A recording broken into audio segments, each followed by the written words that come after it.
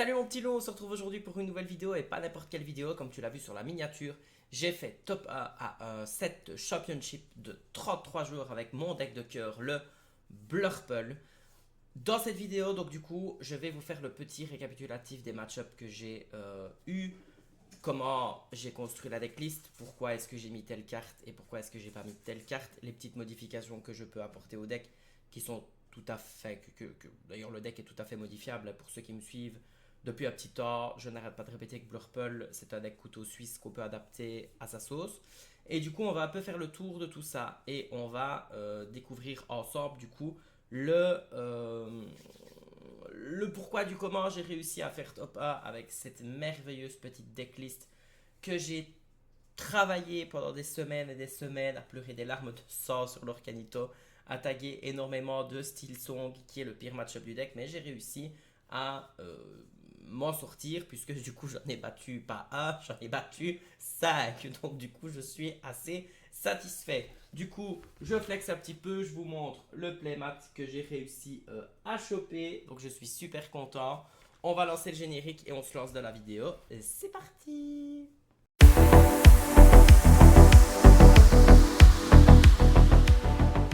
Bon, alors, dans un premier temps, on va du coup aborder la decklist. Donc, voilà. First by Illustigian, c'est moi.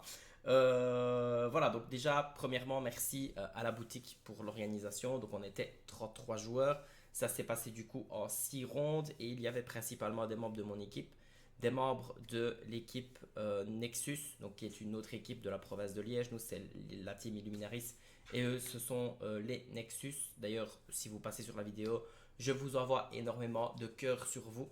Ça a été très sympa comme tournoi. D'ailleurs, pour ne pas citer des personnes, mais je vais quand même les citer. Euh, Mon ami Giordano et Bruno m'ont soutenu pour la finale. Merci aussi à Émilie et Sylvain qui, eux, par contre, font partie de mon équipe, qui ont été là aussi pour me soutenir dans cette finale. Donc voilà, j'ai été hyper bien entouré. Merci à vous tous, c'était super. Merci aux autres membres de mon équipe, bien sûr, les Illuminaris, pour le soutien, etc. Enfin bref, c'était un tournoi génial. On s'est super bien amusé, on a passé un bon moment. C'était long parce que du coup, j'ai joué du coup les 6 rondes et puis ben, j'ai joué la quart de finale, la demi-finale et la finale. Donc, ça a été quand même assez long. J'ai terminé du coup le tournoi en 7 victoires, 0 défaites et 2 égalités. Alors, le premier match que j'ai affronté, c'était un Grimauve avec Zeus. Donc j'ai gagné du coup 2-0. J'avais perdu les dés. Et ce qui m'a été très utile, c'est ici dans la decklist le petit Big Ben qui du coup protège le génie avec une résistance de 1. Donc du coup il faut une créature en plus pour le plus ardent que le feu des volcans. Il se prend toujours Zeus, mais bon, pas non plus le protéger pour tout. Mais par contre, ce qui est sympa, c'est que Picsou ne se prend pas Zeus, il y résiste. Et Elsa ne se prend pas Zeus, elle y résiste aussi. Tamatoa également. Donc du coup, c'est très chouette parce que ça dissuade un petit peu le Grimauve de faire Zeus sur une grosse créature. Parce que quand on blesse une grosse créature dans le Blurple, on peut très vite se prendre Belle qui va transférer les dégâts. Et vu qu'on joue Grimauve, ben, on peut très vite se prendre des value trade comme ça sur les mouches. Parce que ben, voilà, mouche à 3 de dégâts, on déplace les dégâts sur mouche. Et puis, terminé, bonsoir. Alors, en deuxième match, du coup, j'ai affronté à Rouge-Jaune, donc le deck que j'avais présenté en vidéo, le Rouge-Mauve Contrôle Princesse. J'avais le match-up, je m'y attendais. Le deck est très fort, hein, mais bon, voilà, le fait que le Blurple puisse ramper, mettre des gros tons, envoyer en encre, mettre les lieux après les biprep, je ne vous cache pas, ça a été très compliqué. J'ai gagné 2-0, j'avais perdu les dés également. Alors ensuite, après, j'ai joué contre un Steel Song, un membre de mon équipe. Donc j'ai gagné 2-A, j'avais perdu les dés également. Donc je vous avoue que c'était un peu compliqué. Donc ce qui a été très utile contre le Steel Song maintenant, parce que ça a été à peu près la stratégie que j'ai abordée contre à peu près tous les Steel Song, c'est la petite Kida qui est ici, qui est une 3-3 qui a Ward. Alors on l'utilise pas spécialement pour son effet, même si au final je l'ai quand même fait quelques fois pendant le tournoi et j'ai vu le potentiel de la carte. Mais c'est surtout parce qu'elle est Ward et c'est une 3-3 et contre Steel Song, en fait le problème c'est que étant donné que Troubadour et Ursula sont joués dans les decklists et qu'ils peuvent chanter Zeus au moment où vous mettez votre tour 4, que ce soit sur le play ou sur la draw, c'est très compliqué parce que du coup, vous perdez votre génie, vous perdez votre Picsou qui se prend Zeus, et donc du coup, vous perdez de la tempo. Et moi, ce que je voulais, c'était augmenter mes chances de réussite contre le Steel Song. Je l'attendais. Il y a énormément de gens qui jouent Steel Song en Belgique déjà de base, et encore plus dans la province de Liège. Donc du coup, je me suis dit, avec Kida, j'ai quand même la possibilité de mettre mon tour 4. Donc je rampe sur le tour 2, je mets mon tour 4. Et du coup, il reste. Donc, si la personne en face après joue Ariel, moi je peux jouer Elsa, coucher Ariel, envoyer Kida dans Ariel. Et si jamais il veut faire un value trade derrière, il est obligé d'envoyer une de ses créatures, soit mouche, soit un petit robot. Il peut envoyer le gros robot, comme ça il est déjà blessé. Mais il est obligé du coup de trade parce qu'il ne peut pas la cibler avec des sorts, ni même de perdu dans l'hiver ou plus ardent. Et donc du coup, c'est assez chouette. Ce qui est fort aussi, et ce qui m'a servi contre le Steel Song, c'est Kida et Big Ben. Donc quand j'arrivais à faire Kida sur le drop 4 et Big Ben juste après sur le drop 5, c'était très compliqué pour le Steel Song de pouvoir faire quelque chose parce que j'avais deux personnages avec corde à tête et il suffisait qu'après je rampe et que je m'assure le ramping. Si je pouvais me prendre ce rêve bleu, être déjà assise d'encre et du coup bah, piocher mes Let It Go ou piocher mes Hades, bah, moi ça me permettait après d'avoir du contrôle constant de board parce qu'il suffisait de. Enfin, j'attendais en fait les gros tons, j'attendais les Alter Ariel, j'attendais les Alter Robin, j'attendais les bêtes, j'attendais les Alter Cendrillon et en fait à chaque fois je faisais Hades dessus, Let It Go dessus, comme ça vous voyez un petit peu la decklist, mais de toute façon on va en discuter un petit peu. Ce qui a été fort aussi contre Silsong, c'est le maillet de croquet. Donc cette carte là c'est un objet qui quand on le bannit on peut donner charge à un personnage. Plusieurs utilisations possibles avec Tamatoa, puisque Tamatoa n'en a pas spécialement besoin pour son effet puisqu'on ne joue pas sous fétiche. Vous jouez le croquet, vous avez Tamatoa, vous lui donnez charge, il tape directement à 4, il peut aller chercher Daisy, il peut aller chercher plein de choses au final, puisqu'en plus il a 5 de résistance et avec Big Ben bah, il peut avoir plus. Donc vous avez de quoi aller trade. Vous pouvez aussi le donner à Crab parce que Crab quand il rentre en jeu, vous pouvez très bien lui donner à lui-même le offensif plus 3. Vous cassez le maillet, bah, ça devient une 6-3 qui peut directement aller dans Roba, qui peut directement aller dans un lieu, qui peut directement aller dans un Maui qui a déjà tapé avant. Enfin bref, il y a énormément de possibilités avec le maillet. Et le maillet se récupère avec le Tamatoa qu'on peut jouer. Donc, ce qu'il m'est arrivé de faire, c'est de jouer le maillet en TA, de le casser pour jouer Belle, et puis de le récupérer après avec Tamatoa, de le jouer, de donner charge au Tamatoa, et de directement aller prendre un trade, que ce soit contre Grimauve, ou que ce soit contre Steelsong, ou que ce soit même contre le rouge-jaune que j'ai affronté. C'était assez fort et assez contraignant pour l'adversaire. Donc, c'est vraiment une question de tempo sur le Steelsong, en tout cas en priorité. Alors ensuite, donc là j'étais déjà du coup en 3-0. Ensuite j'ai affronté Blurple en miroir. Et là bah, du coup c'était pas exactement la même decklist, c'était un compatriote de mon équipe avec qui justement j'ai discuté du Blurple pendant des semaines et des semaines pour essayer de trouver vraiment des petites cartes à tech. Donc lui il était parti sur une autre decklist que la mienne, mais globalement on avait quand même la même base. Et du coup bah, ça a été compliqué pour lui quand j'ai commencé parce que j'ai mis Kida Big Ben et du coup bah moi j'ai gagné en prise de board. Quand il a commencé ça a été plus compliqué parce que du coup bah, il a ramp avant moi, il a mis sa drop 4 avant moi, il a mis sa Elsa avant moi donc c'était compliqué. Et du coup en fait la troisième, enfin les deux manches ont duré longtemps quand même. Et puis bah du coup la troisième manche est restée 4 minutes donc on l'a commencé mais on n'a pas su la finir. Du coup, bah, ça me faisait 3 wins et une égalité. Ensuite, j'ai tagué un mauve vert, pas discard, mais un mauve vert control bounce, avec quand même une base assez agressive. Pareil, première manche, j'ai déroulé. Deuxième manche, il a déroulé. Troisième manche, on est resté bloqué très longtemps à 10 de l'or chacun parce qu'en fait, on faisait vraiment du ping-pong de contrôle. J'arrivais pas spécialement à prendre le dessus. J'arrivais pas spécialement à m'envoler. Et quand j'ai commencé à m'envoler, bah, que je montais à 16-17 de l'or, bah, lui il est monté aussi à 16-17 de l'or. J'ai dû tourner autour des Tomago. Ça a été très très compliqué. Puis au final, bah, on a fini sur le time et la game s'est clôturée à 18 de l'or pour lui, 19 de l'or pour moi. Et on n'a pas su. Voilà, on est arrivé au bout du time, mais c'était pas possible. Donc du coup, bah, j'ai eu donc 3 wins et 2 égalités. Et puis du coup, j'ai tagué un Steel Song. Et là, j'ai gagné 2-0 également, j'avais perdu les dés. Et pareil, j'ai fait Kida, Big Ben. J'ai top deck deux fois Hades quand il a mis deux gros tons. Et c'est dans cette partie-là d'ailleurs que j'ai utilisé du coup l'effet de Kida. Donc l'effet de Kida, j'en ai pas parlé, mais voilà, je vous en discute. Enfin, on en discute maintenant. Donc Kida, en fait, on incline, on regarde les deux cartes du dessus de son deck. On en met une dans sa réserve d'encre épuisée face cachée. Et l'autre, on la laisse au-dessus de son deck. Donc en fait, ça m'a permis d'avoir le choix entre Typo et Hades. Donc du coup, j'ai ancré Typo, j'ai gardé Hades au-dessus. J'ai joué une glace à l'eau, j'ai pioché Hades.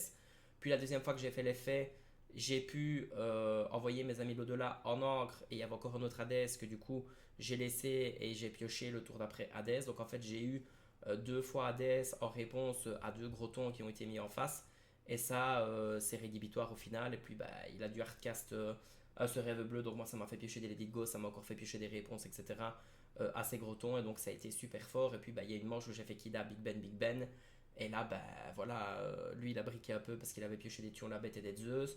Mais les Zeus ne sont pas possibles de faire sur Kida et sur Big Ben.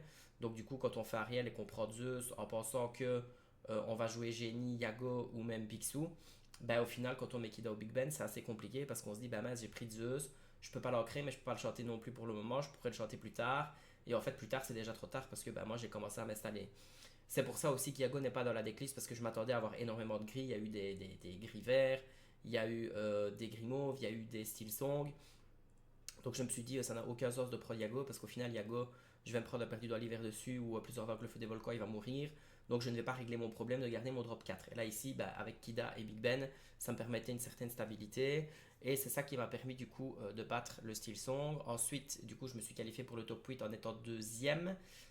J'ai tagué en quart de finale du coup un premier style song que j'ai gagné 2-0 exactement plus ou moins de la même manière mais plus en jouant sur les Big Ben. Ensuite en demi-finale j'ai retagué un autre style song que j'ai gagné également 2-0. Et ensuite en finale j'ai retagué encore une fois un style song du coup parce qu'il y avait beaucoup de style song dans le top 8. Et même chose, première game magistrale pour lui, il m'a fait la sortie parfaite, je me suis fait défoncer. Et puis après par contre j'ai pu m'installer et jouer mon jeu et prendre le contrôle avec le contrôle du board, etc. Toujours en envoyant la grosse Ariel en encre avec les Let It Go ou avec Hades, en faisant le combo Merla qui se donne offensif à lui plus le maillet pour aller terminer la Ariel qui était déjà blessée. Enfin bref, j'ai eu. Voilà, le deck ne m'a pas dit prout, je m'en suis sorti comme j'ai pu. J'ai fait du coup bah, cette victoire, 0 défaite, 2 égalités, et je suis ultra fier d'avoir réussi à trouver la solution pour le style song. Et franchement, si vous avez cette championship et que vous voulez vous assurer un top 8, je vous conseille fortement cette decklist là, mais apprenez-la à la jouer. On va en discuter juste après parce que je vais vous donner quelques conseils de Mulligan. Apprenez à jouer cette decklist là et vous verrez que vous ferez des top 8 assez facilement parce que non seulement il était tech contre le style song, mais en plus de ça, le gris mauve n'est pas réellement un problème. Le rouge mauve n'est pas réellement un problème non plus parce qu'on joue les manoirs, enfin on verra dans la decklist, mais on joue les manoirs. Je vais vous expliquer un petit peu ce qu'il faut faire contre le rouge mauve. Et le rouge bleu, c'est presque la même chose aussi. Donc au final, les seules menaces qui peuvent vraiment poser problème, c'est le deck Chernadog. Parce que en fonction de sa sortie à lui et de votre sortie à vous, ça va être un peu plus compliqué. Parce qu'on a choisi de ne pas jouer les renards et de ne pas jouer les TA qui du coup sont sensibles à style song. Donc voilà, on pouvait pas. Enfin, le deck est très fort, mais il peut pas non plus être couteau suisse contre tous les decks qui existent. Et le match-up discard est assez tricky. Ça, je me suis dit, voilà, je m'attendais à beaucoup de style song. J'ai eu de la chance, il y a eu beaucoup de style song. Et du coup, je vais vous expliquer un petit peu du coup la decklist. Pourquoi est-ce que j'ai mis ces cartes-là avec le ratio et pourquoi est-ce que j'ai pas mis certaines autres cartes. Alors, on commence avec du coup le package classique. Donc, nous avons 4 typos, 4 belles. Donc, typo, je rappelle, qui permet de passer directement sur le drop 4. Alors, typo à ne pas jouer contre Steel Song parce qu'il se prend perdu dans l'hiver de Cendrillon et du coup, vous donnez une pioche au Steel Song. Contre Steel Song, si vous avez le choix, gardez vos gays sur la mer Azurite et Glace à l'eau est belle où le maillet est belle parce qu'au moins belle, elle se prend certes perdue dans l'hiver, mais elle ne meurt pas tout de suite. Et si jamais Cendrillon fait perdu dans l'hiver dessus et que vous avez l'alter belle, vous altérez belle et vous transférez les deux dégâts sur la petite Cendrillon en face. Je ne l'ai pas fait parce que personne n'a fait cette erreur-là, mais si vous tombez sur un style song qui fait cette erreur-là, foncez dessus. Ne jouez pas votre drop 4, altérez directement belle, transférez les dégâts sur la Cendrillon et vous allez voir que vous allez gagner, enfin vous allez casser un mélomane, donc du coup ça va être chouette. Ensuite, par contre, Tipo, vous pouvez du coup le jouer par exemple contre Chernadoc parce que là vous gardez Tipo, vous jouez Merlin et en fait vous donnez +3 à Tipo et il va chercher Daisy. Et contre Stilson, par contre, si vous faites la sortie avec Daisy Théa et qui met pas Cendrillon, là vous pouvez jouer Tipo ou en tout cas mettre Tipo suivi de Crabe, ça peut être fort aussi. Alors, Belle a allé chercher absolument Mulligan contre absolument tous les match-ups avec mes amis de l'au-delà qui est ici et Glassalo qui est ici ou le maillet, le cas échéant. Parce que faire Théa, Glassalo, piocher une carte, Belle et le tour d'après, chanter avec Belle, mes amis de l'au-delà, piocher deux cartes, jouer Voguer ou Tipo pour passer dans une encre supérieure. Et si vous jouez Voguer et que vous avez encore un objet Théa, vous pouvez le mettre après. Si vous avez Tipo, vous mettez rien après, mais ça vous permet d'ancrer une non ancrable, même si je vous avoue que on n'a pas spécialement envie d'ancrer Picsou ou Hades, mais bon, des fois on n'a pas le choix. Alors ensuite, le crabe qui est très fort contre les match-ups agressifs. Le génie, génie qui est très fort contre mauve, qui est très fort contre rouge mauve et rouge bleu, même s'il se prend bagarre, mais au moins vous piochez une carte et ça force l'adversaire à faire bagarre dessus et du coup se ralentir. C'est assez chouette. Voilà, maintenant, moi j'aime beaucoup la carte, surtout que contre Mauve qui vous fait génie, ben, vous avez du coup un tour d'avance parce que vous avez rampé, donc vous pouvez faire génie, puis le tour d'après vous pouvez faire Elsa, coucher le génie, envoyer vos deux personnages dedans. Le tour d'après, vous jouez une belle, vous transférez deux dégâts, vous les mettez sur quelqu'un. Généralement, ça fait le café, ça fait le travail.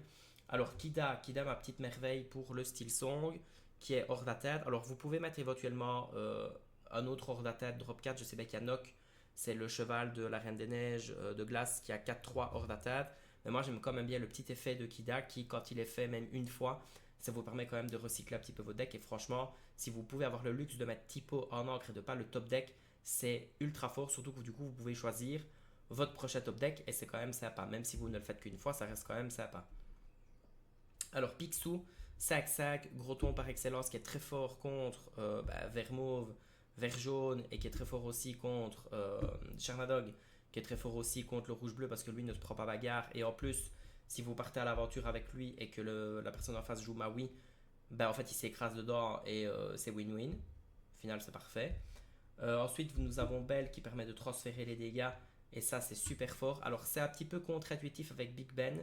Parce que Big Ben, du coup, il vous donne résistance +1. Mais en fait, vous ne jouez pas Big Ben dans un match-up où vous n'avez pas besoin de jouer Big Ben. Je m'explique.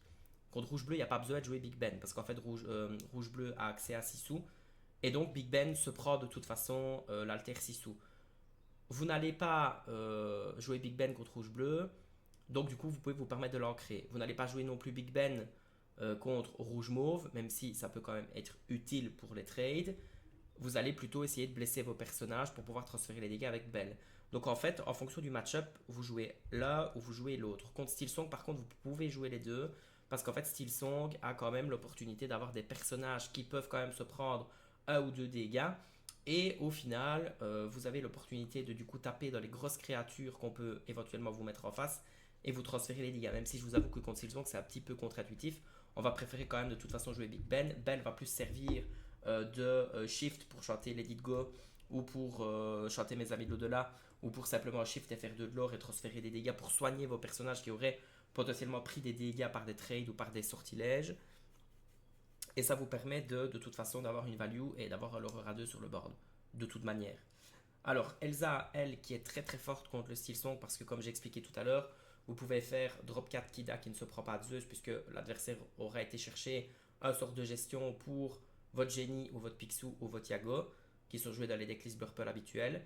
Vous jouez Kida, il va jouer Ariel, il va aller chercher une chanson, vous jouez Elsa, vous couchez Ariel, vous allez dedans. Bref, je vous fais pas de dessin, le combo est très game breaker. Et vous, en fait, vous gagnez en tempo et c'est ça qui est fort avec Blurple, c'est que du coup, vous gagnez en tempo. Vos personnages restent sur le board, vous pouvez chanter avec ces personnages-là, vous pouvez ancrer, et si jamais vous vous prenez un rêve bleu et que vous êtes déjà à 6 d'encre, bah de toute façon, vous gagnez en value parce qu'on va vous faire aller piocher la Hades. C'est ça qui est chouette. Alors, Gaston en une fois, j'ai longtemps hésité à le mettre plus de fois, mais au final, une fois, c'est bien. C'est une 4-4 qui leur pour 3. Elle met une pression quand même relativement conséquente. Et elle vous permet de creuser votre deck. Parce que Gaston, je rappelle, vous regardez les 3 premières cartes du dessus de votre deck. Vous en prenez une et vous mettez le reste au-dessous du deck dans l'ordre de votre choix. Et du coup, ça vous permet d'envoyer vos mauvais top deck au fond du deck et de prendre ce dont vous avez besoin, comme par exemple Let It Go à mes amis l'au-delà qui trouve garde, ou à Force Hypnotique, le cas où vous jouez contre Yago ou Cobra. Parce que je rappelle que Force Hypnotique, qui est ici, est une action qui cible un personnage. Vous piochez une carte, vous ciblez Yago ou Cobra et ils s'en vont instantanément. Alors, Tamato à 4-5, qui lui, quand on le joue, on peut récupérer jusqu'à 2 objets dans sa défausse et les ajouter à sa main. Glace à l'eau, MVP, Game Breaker, parce que du coup ça apporte de la pioche en plus, et vous pouvez récupérer vos maillets, parce que je vous assure bien que les maillets ça surprend, et les gens ne tournent pas forcément autour, donc du coup ils sont surpris. Et quand ils commencent à jouer autour, ben en fait vous gagnez en tempo parce que la personne ne quest pas ou ne s'incline pas, et vous du coup vous gagnez en tempo parce que c'est pas grave, vous posez votre maillet et vous l'utiliserez bien à un moment donné. Vous pouvez jouer Hades, envoyer quelque chose en encre, casser votre maillet, donner charge à Hades, taper dans un personnage incliné, et hop, vous avez géré deux personnages, en plus votre Hades a tapé, soit il se va se faire retrade derrière et du coup vous allez encore une fois potentiellement gagner un value trade, ou alors vous allez jouer belle, transférer les dégâts et de toute façon vous allez aller chercher un personnage de toute manière. Alors, force hypnotique, comme je l'ai dit, action, piocher une carte, choisissez un personnage qui gagne offensif plus 2, vous pouvez le faire sur vos personnages, vous pouvez le faire sur les personnages adverses, vous pouvez le faire sur votre Elsa qui devienne 4-5, vous pouvez le faire sur votre Tamatoa qui devienne 6-5, vous pouvez le faire sur votre Hades qui devienne 5-6, enfin bref, il y a énormément de possibilités pour jouer force hypnotique. C'est ancrable de toute façon si vous n'en avez pas besoin et que vous savez que vous ne jouez pas contre Mauve et que vous n'allez pas en avoir besoin pour les Yago et pour les Cobras, vous l'ancrez ou au final vous la gardez, vous piochez une carte. Alors voguer sur la mer Azurite qu'on va chercher au Mulligan, c'est super important avec Tipo, c'est ou un ou l'autre. Moi j'ai une tendance quand même pour voguer sur la mer Azurite parce que Tipo en fait j'aime pas ancrer quelque chose de ma main et vider ma main même si on sait qu'on peut piocher beaucoup. Des fois j'ai besoin de garder ma main. 3 qui trouvent garde pour simplement piocher 3 cartes les tours un petit peu plus loin de votre adversaire ou les tours où vous avez pris le board ou que vous avez besoin de piocher une chanson comme à Let It Go ou à Friends of the Other Side et que du coup vous avez l'opportunité, que vous savez que vous les avez pas encore eu en main et que vous avez une chance statistiquement de les piocher, vous pouvez faire un kit garde. Ça vous permet d'aller chercher vos manoirs, ça vous permet d'aller chercher des glaces à l'eau. Vous le faites sur des tours un peu plus loin de votre adversaire. Dès que vous voyez que vous avez une ouverture, vous le faites. Mes amis de l'au-delà qui se chantent avec Belle. Let It Go, j'hésite à en mettre 3. Donc en fait, j'hésite à enlever un Picsou et remettre une Kida pour faire 3 Kida, 3 génies, 2 Picsou. Parce qu'il y a quand même beaucoup de Silsong dans la méta, en tout cas ici de mon côté en Belgique. J'hésite à enlever une Belle et à du coup rajouter un Let It Go. Ou alors rester Belle comme ça, mais enlever un Friends of the Other Side et rajouter une Let It Go. Ou éventuellement cut un manoir pour remettre un Let It Go. Let It Go que j'aime beaucoup parce qu'avec Hades ça permet de gérer des gros tons à distance. Même si vous aidez l'adversaire au final, vous vous débarrassez des Melon Man dans le style song et ça c'est Picobello. Et vous vous débarrassez de tout ce qui vous embête, hein, le Maui requin. Voilà, c'est très très très fort contre rouge mauve et rouge bleu. Le maillet de croquet, j'ai déjà expliqué. La salo, j'ai expliqué. Alors, les manoirs. Les manoirs, j'ai pas vraiment besoin d'expliquer. C'est un manoir, c'est à lui qui coûte 4, il aura pour 2, il a 9 de résistance. Alors, ce qui est très fort avec le manoir, c'est que contre rouge mauve et contre rouge bleu, vous allez forcer le BP, le B-Prep, en mettant du board. Vous le forcez, vous piochez de toute façon comme un zaza avec vos moteurs de pioche. Vous forcez à faire B-Prep. Et ce qui va se passer, c'est qu'après, vous allez mettre les manoirs et vous allez commencer à jouer au Monopoly, comme j'appelle ça. Et donc, du coup, la personne en face ne va pas savoir gérer tous les manoirs. Vous commencez à remettre du board. Si même Maui Requin derrière, vous mettez Hades ou vous faites Let It Go. Et de toute façon, vous allez prendre la tempo. Donc, au final, ça vous sert qu'il fasse B-Prep. Au final, c'est le but recherché. Rouge mauve ou rouge bleu, c'est la même chose. Donc, ça fait des match-ups qui sont quand même assez positifs pour le Blurple et qui causent du grabuge, surtout à la liste rouge-bleu DKB. Par contre, la decklist rouge-bleu objet, là, est très compliquée parce qu'on n'a rien pour gérer les objets. Donc, c'est assez compliqué. S'il sort bien, vous n'allez pouvoir pas faire grand-chose. Mais voilà. En gros, voilà un petit peu comment aborder les différents match-ups que je peux potentiellement rencontrer et que vous pouvez potentiellement rencontrer. Donc, voilà, je vous conseille, si vous n'avez pas encore eu la carte, de laisser une petite chance à ce deck. Alors, je rappelle que Blurple est une decklist qui est modifiable et modulable en fonction de ce que vous allez rencontrer dans la méta. Si vous savez que vous allez avoir très peu de style song, ne mettez pas Kida, mettez les Yago, parce que les Yago contre Mauve, c'est super fort. Mais si vous savez que vous allez rencontrer du gris, en fait, vous ne mettez pas Yago. Ça sert à rien parce qu'en fait, Yago, il se fait attraper par les cheveux et vous, ça ne vous aide pas. Donc, du coup, petite modification, je pense que je vais cut un Picsou et je vais rajouter une Kida parce que de toute façon, être hors d'atteinte, c'est très très fort parce que du coup, vous gardez un personnage qui peut être support à Crab, qui peut être support à Trade derrière avec Elsa, qui peut faire son effet, vous faire recycler votre deck, enfin bref, voilà.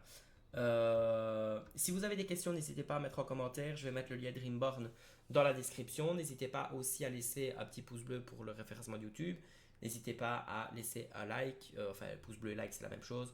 Je voulais dire vous abonner. N'hésitez pas, vraiment. Tous les liens sont dans la description pour le code IDU 10 chez Voltix pour rejoindre la compagnie des petits loups. Merci encore à ceux qui rejoignent la communauté. Je grandis, l'air de rien. Je grandis pas en taille physique, mais je grandis en termes de YouTube. Et ça me fait énormément plaisir de voir que du coup c'est de plus en plus concret pour mon projet YouTube. Désolé, hein, mais les allergies c'est très compliqué, je me frotte le nez ou alors quelqu'un pense à moi, mais stop. Un tout grand merci à la team Nexus, un tout grand merci à Dragon Comics, un tout grand merci à la team Illuminaris. C'était Stygian, bisous mon petit loup. Mouah.